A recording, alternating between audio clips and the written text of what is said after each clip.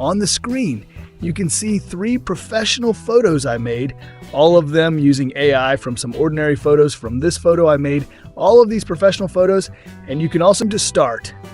So without wasting time, let's go. First of all, you have to open Google, and then you have to search this website, Ideogram. You have to open the website and then follow me step by step. Okay, now you have to open an account on this website. It is very easy using Continue with Google, you can easily do it, or using your email account.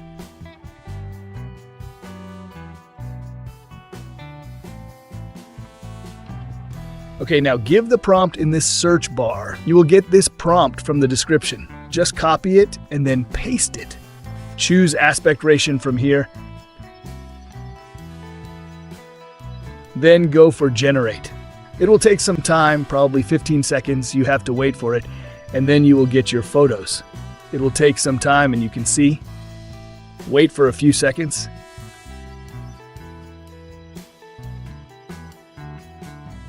And these are your professional photos. And now you have to select your most eligible photos, and then you have to touch here the 3 dots, and then download it.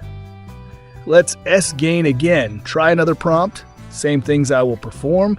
And here's the second result. And now you have to back from here. And again, you have to search this website, Remaker website, and then open it. After opening this, you will get this type of interface, Touch AI Faces WAP, and add the downloaded photo you have downloaded recently.